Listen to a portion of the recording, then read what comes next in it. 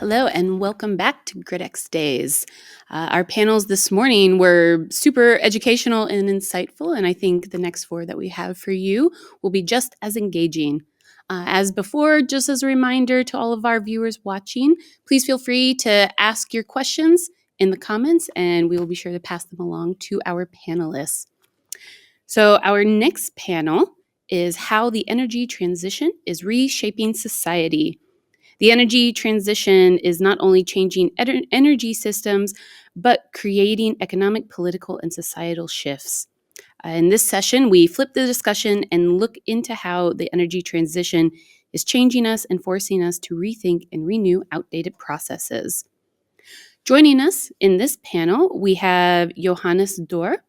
Johannes is committed to reducing emissions through efficient energy use and leads the Net Zero Academy, preparing professionals for careers in sustainability. He is also the CEO of Ecreon, where he focuses on advancing energy efficiency in buildings and industry, actively seeking collaboration to tackle climate change and the energy transition. And we have Dr. Sandra Kretschmer. Sandra is an energy market analyst at Siemens Energy. She was formerly a research associate and doctoral candidate at FAU Erlangen-Nuremberg, where her research interests and focus areas included energy and environmental economics, behavioral economics, applied economic research, econometrics, and machine learning. And then we also have Marielle Feenstra. As the scientific director at 75 Inc., Marielle is a policy advisor and expert in gender equality in the energy sector. She has been a pioneer in gender and energy policy research since 2000, with contributions to policy formulation and research design acknowledged by academics and international organizations. And joining us, hopefully a little bit later, will be Lennart Feldmann. Lennart is a spokesperson for GIH. He received his Bachelor of Engineering from FH Münster and a Master of Science degree from Bauhaus Universität Weimar, focusing on user-oriented building renovation. He's an open-minded engineer with a passion for energy-efficient renovation. So thank you, all of you, for joining me today. So we will actually start with a question then to Sandra. Sandra, how aligned are consumers' perceptions of carbon-intensive behaviors with actual data? And how can this gap in understanding be addressed? Well, generally, consumers' perceptions of carbon-intensive behaviors often do not align well with actual data. It's well documented across various scientific studies, especially in developed countries, that many people underestimate the carbon emissions associated, for example, with driving a car, with air travel. This is especially pronounced in the US, but also avoiding food waste and meat consumption. While on the other hand, they are often overestimating the impact of smaller actions, like, for example, recycling. Most of these misperceptions mostly stem from three things. So, first of all, obviously, a lack of knowledge. Second, cognitive biases, like, for example, being biased by your own preferences, especially in the realm of food, in that individuals process information in a way that aligns with their preferences and desires. So they underestimate the emissions of products or services that they like to use or use frequently as a form of keeping a positive self-image, something that's called motivated reasoning. And third, of course, also there's the complexity of understanding indirect emissions. If you're not working or well informed on the whole domain of emission intensities across supply chains, how certain products are produced, it gets very, very hard to accurately estimate the carbon intensity of a product or a service. So then it's really hard to also know which impact in terms of carbon your behavior has. But there are ways to address such misperceptions. So first and foremost, of course, education and awareness. So, for example, providing clear and accessible information on the actual carbon footprint of different products and activities, discussing this in school or universities, for example. So basically informing the public so it can make informed decisions. To support that, always a favorite of all economists are nudges and incentives. So nudging has proven to be very effective in shifting human behavior. So using that to encourage low carbon behavior can be effective too. For example, via apps that can track your personal emissions and then provide feedback. Or some cars already have this. There's a display in your car showing how eco-friendly your driving style is in real time to encourage fuel-efficient driving. Another way are carbon labels. So if you want to be independent of people's memory or knowledge, another way is to put carbon labels on, or like environmental impact labels on products, to make the actual impact of the purchase more transparent also at the moment of purchase.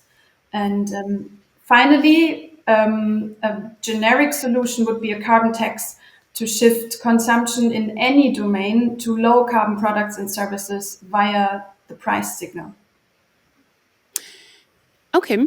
And in your answer, did you say there was something called notching or notching? Yes, nudging.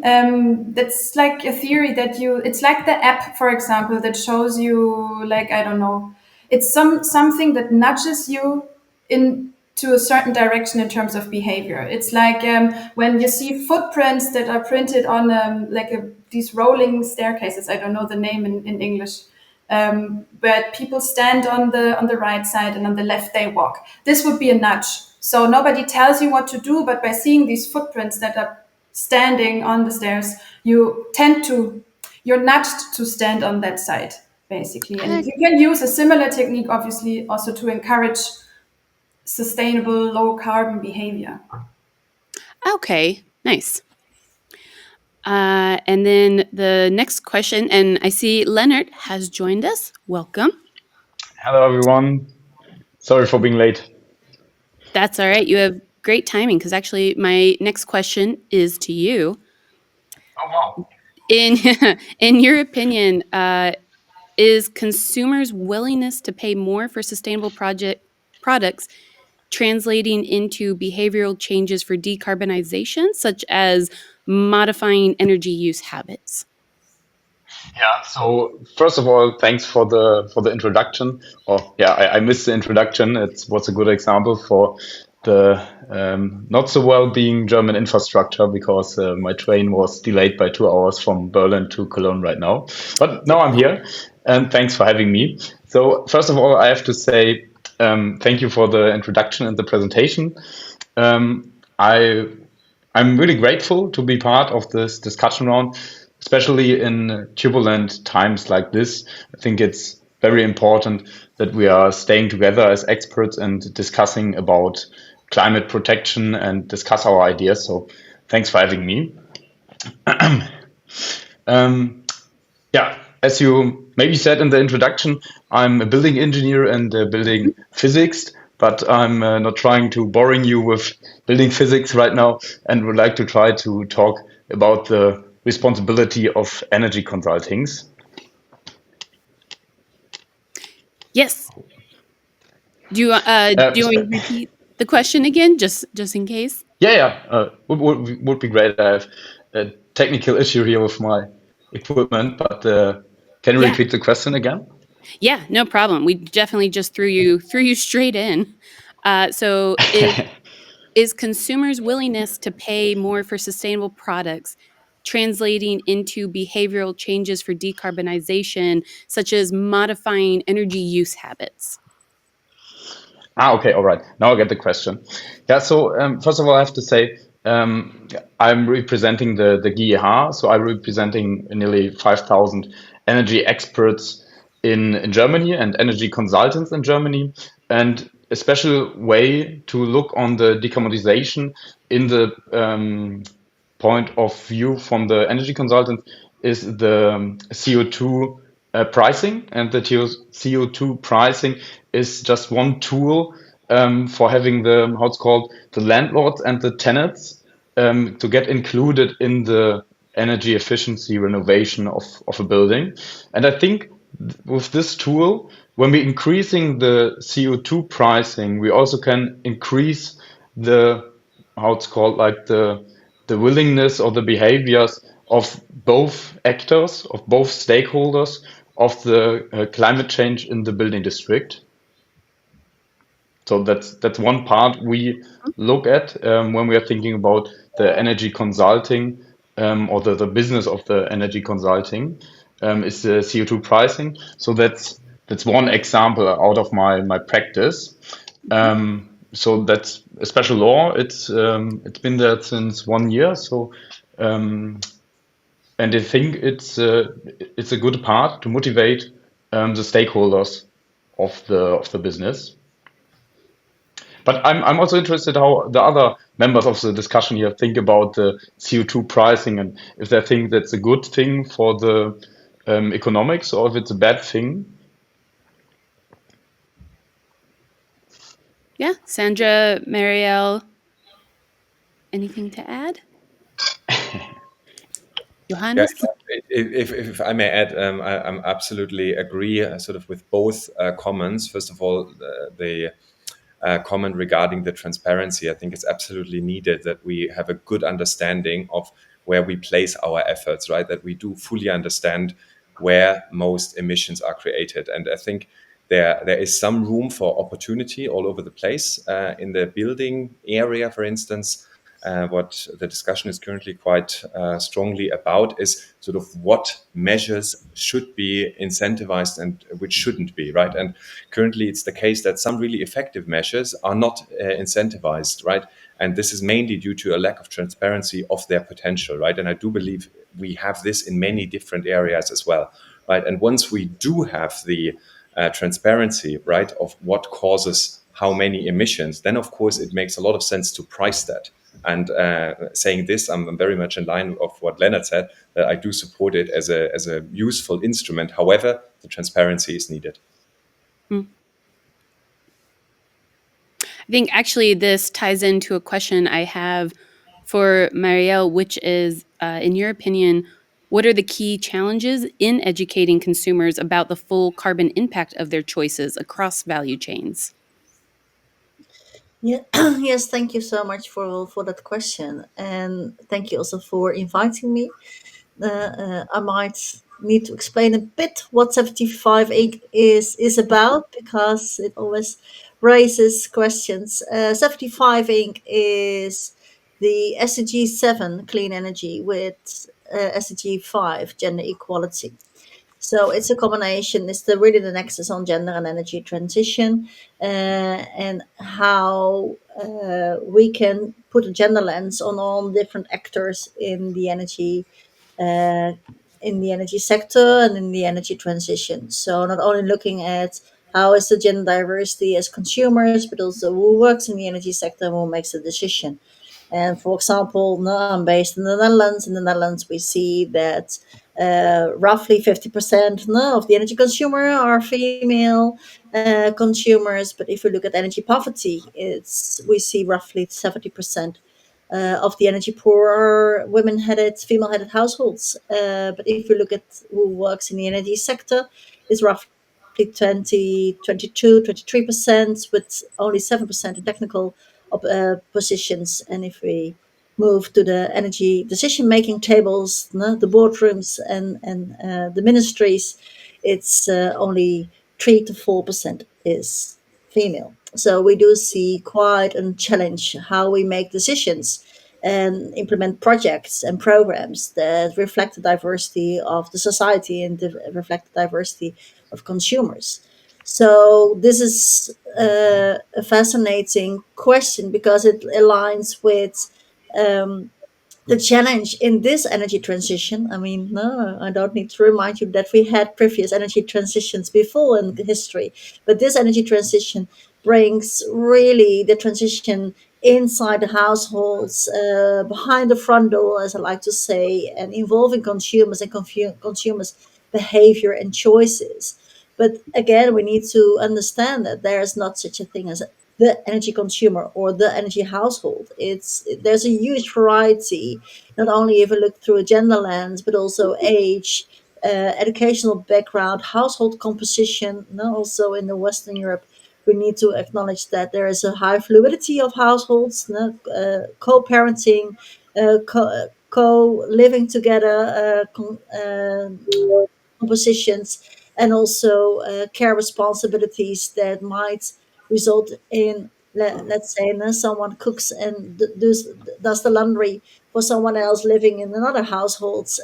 So there is a huge variety of consumers, which makes it also challenging how to address these consumers in taking their share and responsibility in carbon emissions, and especially reducing them. So no, we often seen, especially now in no, while the COP is going on, NGOs explaining or addressing this, what we call the super users, the rich that takes private jets and have huge houses and with a high energy consumption. Yes, that is a very small part of the society. But if we look at the underusers, not the super underusers, the energy poor, no, we can't deny them a warm and comfortable home, isn't it? No, they might be really low in carbon emissions because they lower the heating and they put on an extra one jumper. No? But so those are very ethical questions and very challenging questions. Especially now, I'm interested to hear also the reflections of Lennart, because if you look at the housing situation, yes, if you're a homeowner and you have the possibilities for the upfront investment to invest in heat pumps and retrofitting and isolation, then that is something else than if you're depending on the landlord that might be very reluctant to invest, or if you are renting from social housing corporations. So there's again that brings quite a challenge in what we call in policy terms the hard to reach energy users and their share and responsibility for carbon emissions. Lennart, do you want to respond? Yeah, of course. So a very interesting point. Thanks for the argument. I think we only can manage the huge exercise we have with the climate change in the building sector with, for example, foundings. We know it from Germany. We have different kind of foundings, and it's very important that the founding is also social. So for one example, you also need a founding for the heating costs for the tenants. So not only the founding for the landlords, also the founding for the tenants. And another example is that you have founding there especially for people with not so high incomes. And that's a special part of foundings. And we're working with the politics right now to design those foundings more social.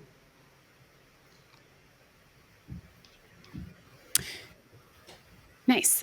And actually, we just had a question from the audience. I think I'll just kind of throw this out to the group, which is how can policymakers strike a balance between encouraging economic growth and ensuring that the energy transition does not worsen inequalities, particularly in vulnerable populations? I don't know if maybe Sandra, you want to start with this one? I mean, that's obviously the one of the main challenges, and I think if we had a solution for that, then it would already be implemented. But as always, you have a trilemma of ensuring, for one, a reliable energy supply that at the same time gets decarbonized while not becoming too expensive for the population. And I think an important point here is for any country and policymakers to be open to new ideas. It's, I think, in many dimensions also a bit of trial and error, see what kind of measures work, what don't. And also foster or encourage innovation and new technologies, also the uptake of new technologies. And in that regard, that also ties into lowering, I would say, the whole regulatory uncertainty. We have a lot of uncertainty right now in the market where any kind of investors are a bit hesitant to really go for green technologies or to invest heavily in renewables, which would in the long run bring down cost. Because nobody really knows, in with the political and geopolitical situation we have right now, where the countries are going, and that's, I think, would be the basis to start from. So first we would need a clear direction, and then you can start thinking about, okay, now that we know where we want to go, how can we actually make sure that we don't lose the people along the way? Would be a very generic response. Yeah, may I add to that? Mhm. No, I'm a political scientist, so no, it's what I've been wondering about since my master thesis in 2000, and my PhD was also on social inclusion and energy transition policies in Europe, and it is indeed a huge challenge, and it's not getting any easier looking at the current geopolitics indeed, no? And also what we see is the multi to add to the complexity, the multi-level governance component, because for example we see in the Netherlands that there are municipalities that are very outspoken and front runners, especially the huge cities like Amsterdam, Rotterdam, on carbon emissions, for example by banning um, um, vans and trucks into the city centers that's on to have a zero emission zone in those city centers. But we had a change in national government, which are withdrawing all these initiatives from a national perspective and withdraw the funds to support this local initiatives. So you see also within a country the tensions between municipalities and national government. So basically, and it starts with the discussion that actually is increasing about understanding the inequalities and who is benefiting and who is impacted by the losses in the energy transition, and to understand how policy interventions at the local, especially at the local level, that can reflect the local context, can support those that are maybe harder to reach consumers, or can find a way to lower the impact on the inequalities. However, no, it might add up to a new dimension of inequalities. It's what we call spatial inequalities. That depends where you live, even within a country, what kind of benefits and what kind of support mechanisms you will receive, either as a company or as a consumer. So, yeah, quite a challenge in that sense. Yeah. Yeah, it's quite a challenge indeed. And if I just may pick up the question, so Mhm. my understanding of the question was, does the social spread increase if we invest more in energy efficiency, right? And the question is, okay, if we don't do it, what happens then, right? Do we actually reduce the social spread if we just say, okay, we don't invest into any energy efficiency at all, right? If we just let loose and climate change is going to happen, right? So I believe that we all agree that an investment into energy efficiency is needed in order to prevent the probably worse outcome, right? And if we agree sort of on the second, I guess it's easy to agree that investment in energy efficiency is always investment into assets, right? Into assets, be it buildings, into asset being industry, be it something else. And assets then are owned, of course, only by a certain portion of the society, right? So essentially, it's an allocation problem that we are facing. And we do need to think about a reallocation because, of course, right now, the energy efficiency investments are financed by a large share of people who do not own any assets, right? And we have to have an answer for them, Like, how are they benefiting from the investments that are not going directly to them? And I think that's something that needs to be addressed. And if we have a good answer for that, we can accelerate the energy transition. Okay, and actually, Johannes, I wanted to ask you, this is shifting gears just a tiny bit. From a job market's perspective, how have companies shifted their workforce strategies to adapt to the new energy transition needs? And are we seeing more upskilling, or are new roles being filled by job seekers from other sectors? Um, a good question indeed. I think the challenges, it kind of depends on the challenges and the opportunities that companies are facing, right? On the one hand, there are a number of regulatory measures that companies have to comply, right? Then there are also just economic opportunities, and then there's sort of what I would put into the bucket of goodwill, right? And depending on sort of what the company is doing, of course, their labor strategy differs. What Mhm. we as an academy observe is that many of the challenges and many of the opportunities are long term, right? So many companies normally sort of fix short term labor challenges with sort of getting support by consultancy, getting a short term fix, right? Generally, it seems that this is not the prevalent solution for energy related challenges and opportunities. Then, with regards to hiring versus upskilling, we have to be aware that we are currently in a market that is short of skilled labor, and specifically of skilled labor in the energy efficiency space. So, even though if companies would like to hire, they just can't, right? So, Mhm. what we see quite often is that that there is a lot of upscaling. Also, from a greater perspective, we are in times of a recession, right? So companies are extremely aware with regards to their spendings, right? Be it new hiring, new positions, or external projects that go to consultancies, right? So that's another driver enforcing that companies are upskilling their existing workforce. Mm. And then, Marielle, you touched upon this a bit when you were explaining 75 Inc., that there are obvious gaps even in the renewable energy job market. How do you see these being addressed through either education or workforce development? Yes, thank you, and for that question, and thank you for your remarks there, Johannes. It's uh, indeed it's one of the main pillars of my work is how to make a better balance between who's the energy consumer and who works on energy transition solutions. And fascinating enough, if we look at policies, you only see social inclusion and gender and women mentioned in many of the national policies, either addressing energy poverty or addressing the human capital challenges in the energy transition.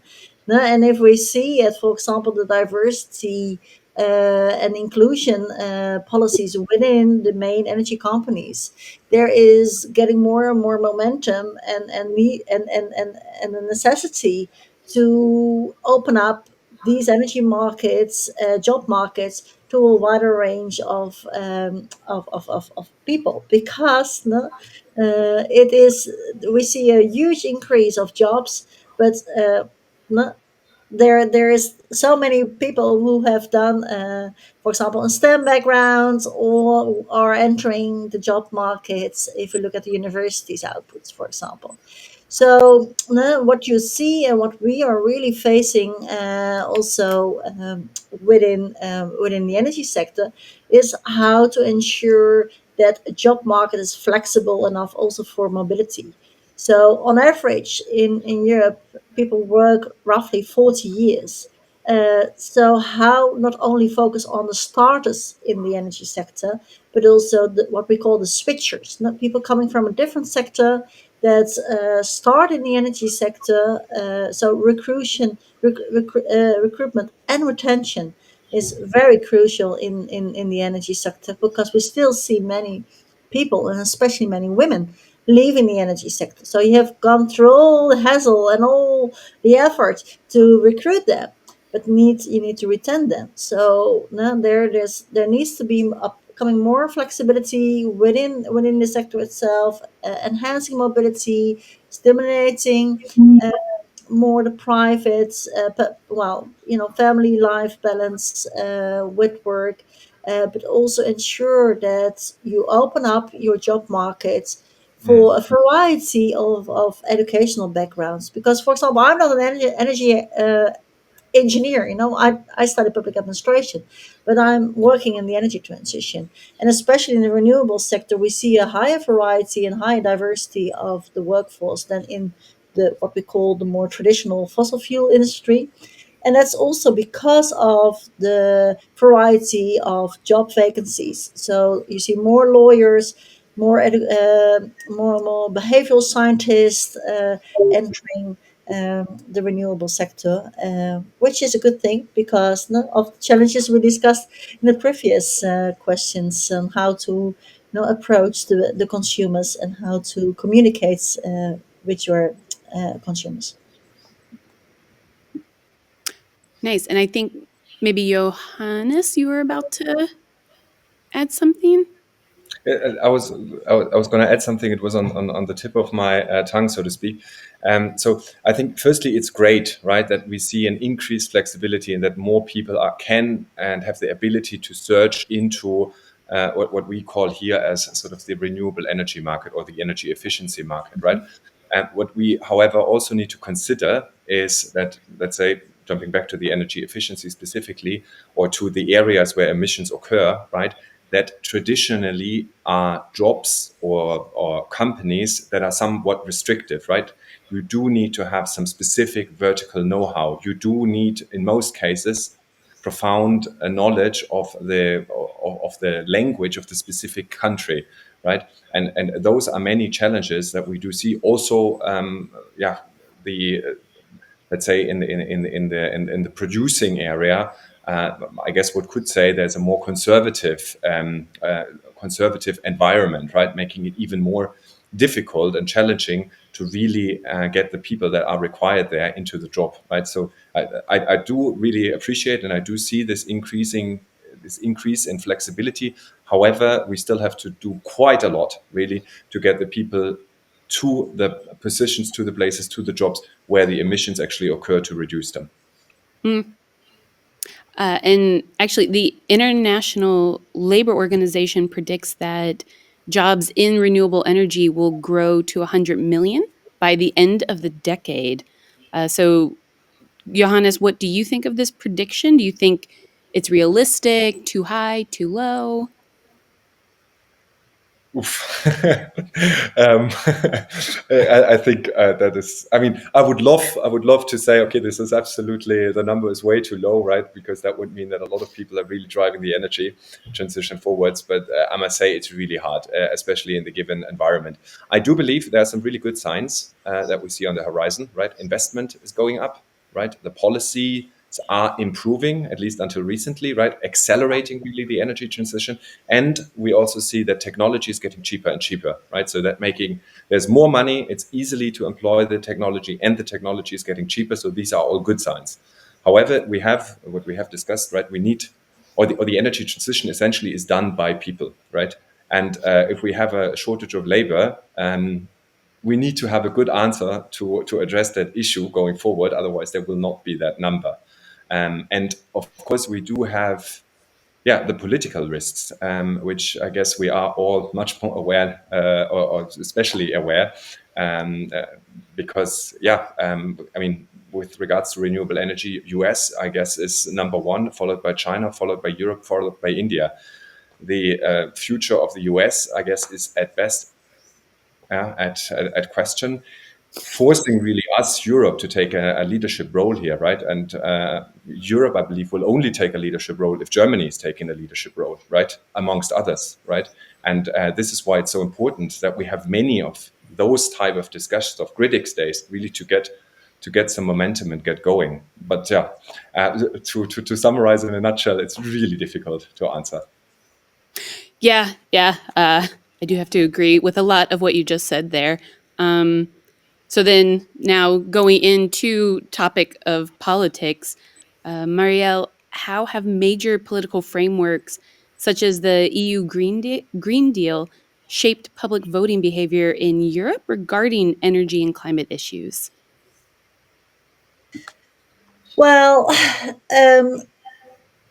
I think what we have seen in the latest elections in many European countries, that there is a strong divide between what I would call the supporters of the European Green Deal, and even claiming and demanding more advanced climate change actions from their national and European politicians. Where, on the other hand, is quite a huge oppression and rejection of the European Green Deal, especially by the populist parties in Europe. So I have to say that I'm really concerned about the implementation of the European Green Deal. It is a very ambitious program. It got at that time a huge support, but politicians are changed. The political winds have been changed. The geopolitical situation got worsened. So I fully agree with Johannes that Europe needs to step up, and especially if the US is withdrawing. But we also know that we have quite some changes in national governments that are not supportive for the European Green Deal. So in that sense, no, we see that academics and civil society organizations are becoming quite vocally in expressing their concerns, and yeah, and I'm afraid we still need to have to do that, and entering that political debates, because of the challenges that lays ahead, and the danger that we are backlashing on climate change interventions that were addressed previously. Mm. And then, Sandra, I would be interested to hear your thoughts on this as well. How do you see political landscapes affecting the energy transition, both domestic and global? Well, I would say political landscapes play a super important role in shaping the energy transition domestically within the country and globally. They affect anything from taxes, subsidies for certain technologies to, say, capacity targets for a technology, emission limits, permitting processes, up to the overall energy market design, joining or leaving global climate alliances. All of these have huge impact on cost, speed, and scale of an energy transition. So, as we are already seeing now, elections can lead to either significant changes in energy policies, especially if the different administrations have completely different approaches to energy policy and the use, for example, of fossil fuels. This it has a huge impact. And for example, we saw this year the elections in the UK also, for example, when now the new Labour government is really committed to achieving net zero. They have a dedicated timeline. They have set a path forward to achieve a net zero energy system by 2030. Very ambitious targets. They made a large amount of funding available for low carbon technologies. This is an example where we can see how the political landscape really makes a shift towards or like pro energy transition. But we also saw previously in the US how the country opted in and out of the Paris Agreement. This can also happen.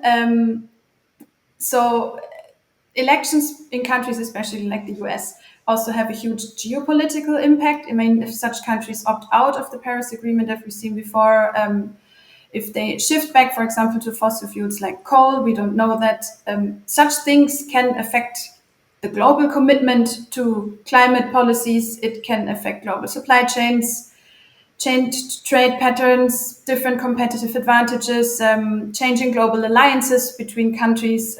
So this is why now I touched on this before in the question we got from the audience. We see a lot of regulatory uncertainty. Mhm. Investors holding off investing into new technologies, etc. I mentioned this before because obviously it's a very real fear of sudden changes in regulation, like new taxes, tariffs, import regulations, etc. And there's no clear view for many countries in which direction they will go, which again leads to delays, higher prices because of the uncertainty, etc. So, in summary, political landscapes can be pivotal, in my opinion, in determining the pace and the direction of an energy transition. And as we said, elections can bring about positive or negative changes with regard to progress in terms of energy transition.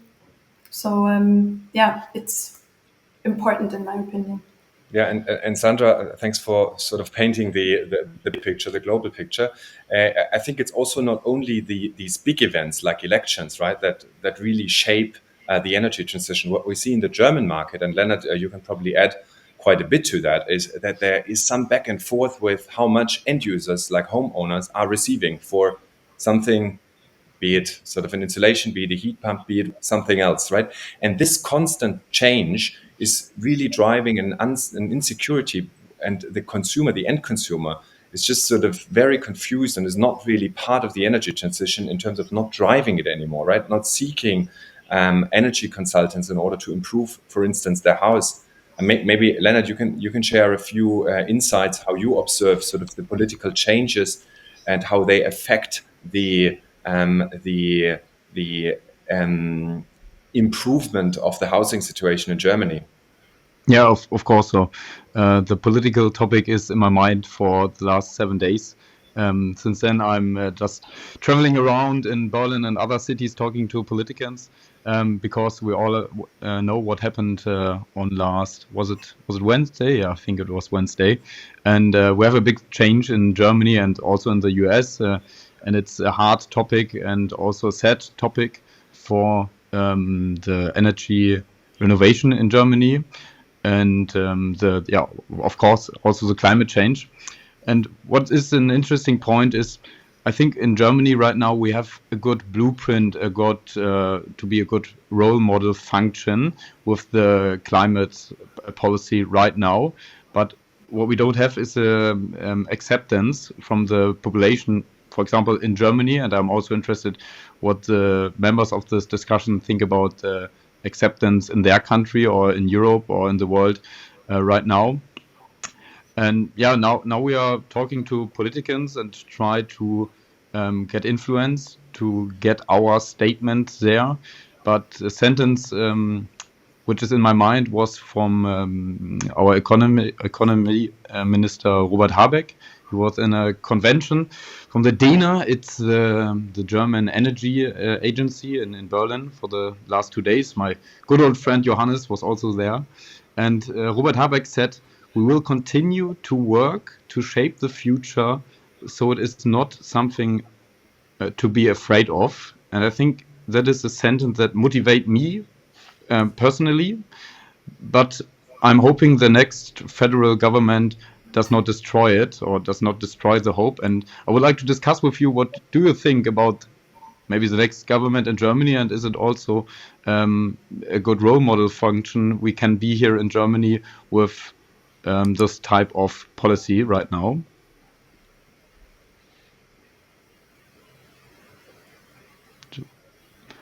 If maybe each of you has a quick, we have unfortunately only about 1 minute left. I think this panel could have easily been like 2 hours long. Happy to extend, maybe just sharing or picking up the line. I think you mentioned something very important here, Lennart, sort of making helping people not to be afraid of the future, but sort of including them to make them participate in shaping what is a more sustainable, a more fair future, right? And creating the belief that each person has significance and can contribute. I think that's something very relevant. And I think there are many factors, and certainly I will not list all of them, but at least one certainly, and which is relevant for energy consultants for sure, is consistency. Like it's very, very difficult to plan to build a business and to actively engage as a business person in the energy transition if the rules of the games are sort of changed every 3 months. I think that is something that I would really like to see. Nice. And I think that's actually a good note to end on for right now. Again, I'm very sorry. This is a fascinating topic, and next gridXdays it'll be just this topic. But thank you all for joining me this afternoon, and to our viewers, please stay around for our next upcoming panel.